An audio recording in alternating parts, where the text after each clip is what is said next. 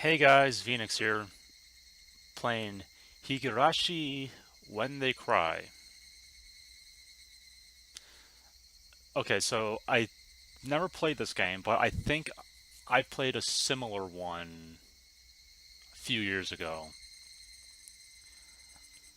And based off, which I don't remember the name of the old one, but based off that, this is probably going to be some form of murder mystery type thing where lots of weird things happen.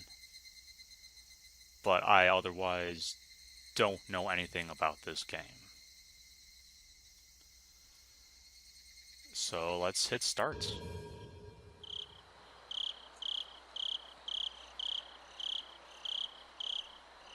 Okay,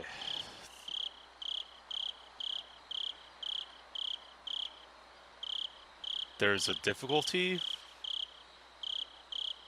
Okay,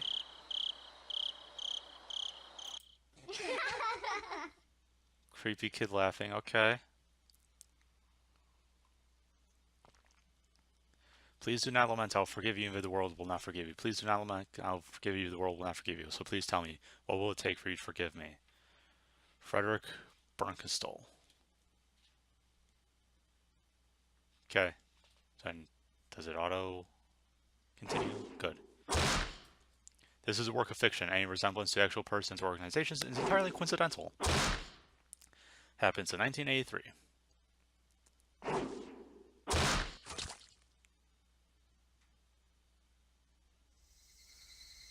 So I was going to be ripped apart anyways. Having my body ripped apart will have been far better. I trusted her. Ugh, that's... No, I still trust her. Ugh, that's... Even this very moment, I trust her. Please tell me that's not an axe on a person's body. But I'm starting to realize I only want to trust her because I refuse to accept the truth. It was as if I was trying to convince myself in such a silly, sobbing voice. And those tears making a mess of my face. That mechanical, repetitious sound finally stilled and everything fell silent. Except the crickets. Oh, in the cry, the cicadas remained annoyingly loud, and yet I felt as if I could still hear her voice. But that's not possible. She's no longer speaking. The only one crying is me. She never cried. Even when she repeated those words over and over, she never expressed any emotion, because there were none to show. If she had no tears to shed for me, then I shouldn't need to shed any for her. Then why? This pain, my eyes getting moist.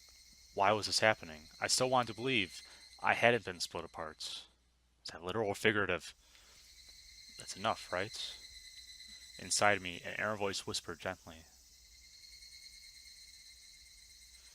My spirit had suffered enough. And countless times I'd wavered over whether I should just throw the battered thing away. Except, I've stubbornly refused to do that, haven't I? I'd feel better if I just threw it away. Even knowing that, I chose to believe, didn't I? Only I can understand that painful struggle and appreciate it. Hey, me? I've tried more than enough. I'll acknowledge that much. So, isn't it alright to just take the easy way out? Besides, I'm not throwing it away. I'm leaving it behind with her, like flowers by a grave.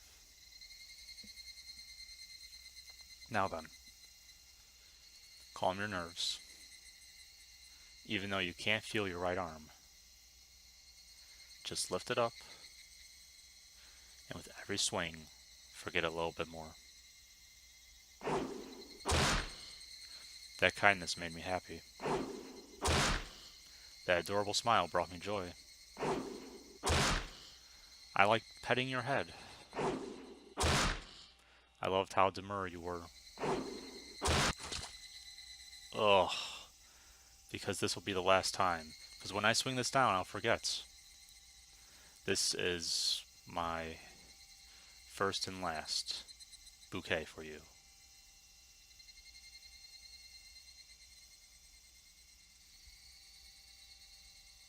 Perhaps I really did love you.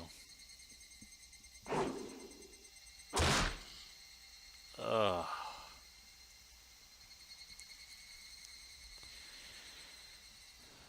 How's that for an opening? Achievements! Cool. Fine, I'll take the achievements, sure. So, somebody has been apologizing for a while now. I wonder what she's apologizing for. I felt wrong to eavesdrop, so I tried to ignore it. It had been a while since I last went to the city. I only returned to attend the funeral of a relative. Even though I lived there until last month, I found the bustle of the city to be overwhelming. Those skyscrapers and the multi-lane roads, the melodious cacophony of the crosswalk, even though the campaign speeches blaring in front of the station felt nostalgic. The place where I live now isn't nearly as lively. There's only the chirping of locusts and the babbling of brooks, and the cry of the Higurashi, the evening cicadas. Rather than make me feel lonely, that quietness has begun to instill a sense of serenity. There's nothing where I'm living now. I don't just mean there aren't any burger joints. There aren't even vending machines. No music stores, no restaurants, and no arcades. Even an ice cream parlor would be unlikely. The nearest town has some stuff like that, but it's an hour away by bike. But come to think of it, it wasn't really a big deal. There were music stores and arcades and ice cream parlors, but it wasn't like I ever hung out at any of them. I lived in the city for 10 years and never once been to an ice cream parlor. I should have gone at least once. It's only now I'm starting to regret that a little. Somebody is still apologizing. Who is she apologizing to? She's apologizing so much, just forgive her already. There's no reason anyone should ever need to apologize so much. I started to feel a bit annoyed at whoever was refusing to forgive you. No matter how bad the mistake, there's nothing that can't be forgiven. There's no such thing as an irreparable mistake. You just need to be a bit more careful next time. She's still apologizing, even now. Then, has she really done something that can't be fixed? I have no idea what she's done, but if it can't be fixed, then that's all the more reason to forgive her. No matter how much she apologizes, nothing will change. But even so, she keeps apologizing in such a heartbreaking voice. Hey you, the one she's apologizing to. Why don't you just go ahead and forgive her? She's apologizing in such a pathetic voice. She's apologizing to you and you're just not paying attention. Keiichi, we're almost there. Wake up. I was finally aroused from my nap when my father's... Oh, there's a guy. Thanks.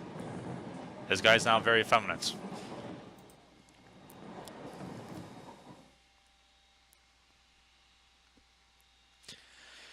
It seemed the train had reached its final stop. We'd spent hours riding everything from the bullet train to local routes. It was hard to believe that the landscape beyond the window and the city I was in half a day ago were the same country. No, that they were even from the same era.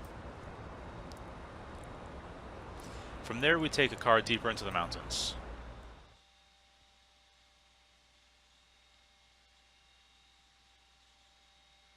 Transition. Fade. Past where the dense forest encroaching on the mountain road suddenly opened up. There, where I live now. Hinamizawa.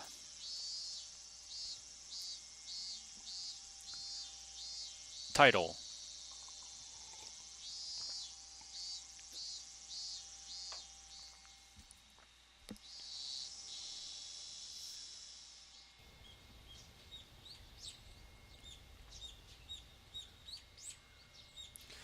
Even though we were approaching summer, the morning air still had a frigid bite, although in exchange you could fill your lungs up with crisp, clean air.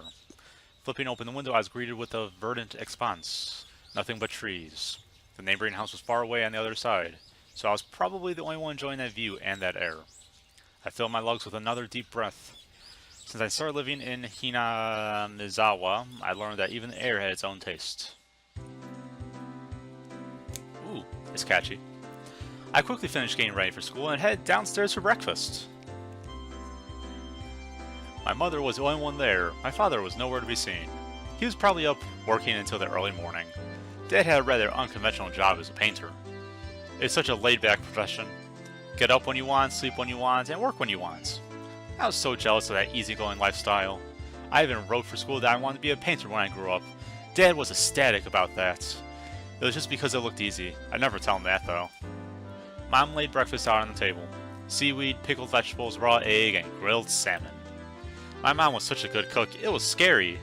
A perfect, immaculate, ideal breakfast. Unlike my dad, who didn't even know the meaning of the word schedule, my mom never squandered any time or effort. She hummed a low tune as she brought over the miso soup. It seemed like she was in a good mood today. I'm so happy that you've been waking up early since we moved here, Keiichi. I'm not doing voices anymore. I will kill my throat. If I don't wake up early, I won't have time to eat breakfast. I thought I was being cute, responding in a wisecrack after being praised for being good. Full bowl of rice, or will half be enough? Pile it on! First, I savored the steaming hot rice with the seaweed. After that, I covered it with the egg. Between bites of rice, I enjoyed the crunch of the pickles. Not bad at all. Excellent, as usual. Watching me clean my plate, Mom gave me a warm smile. I'm so happy you've skipped breakfast ever since we moved here, Keiichi. I was not a morning person when we lived in the city. I slept right until the last minute before school and rarely ate breakfast.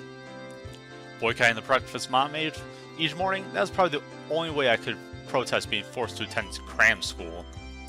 I guess that's what you'd call my rebellious phase. I wouldn't so much as look at the breakfast she woke up early every day to make.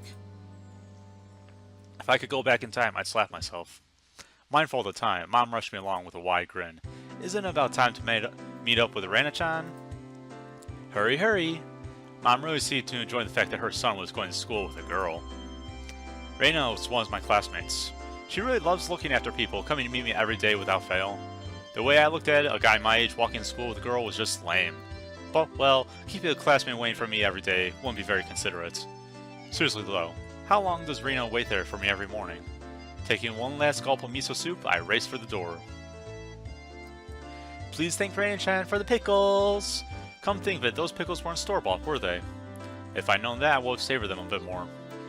Morning!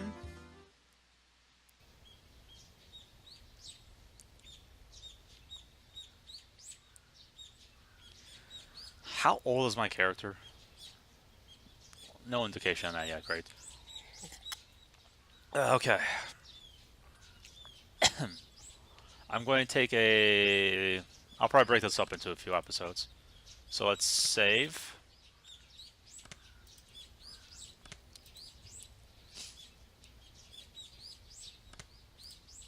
And I'll come back... And not that one. I'll come back in the next episode. If you like it, like, comment, subscribe, yada yada yada. Until then, stay humble, guys.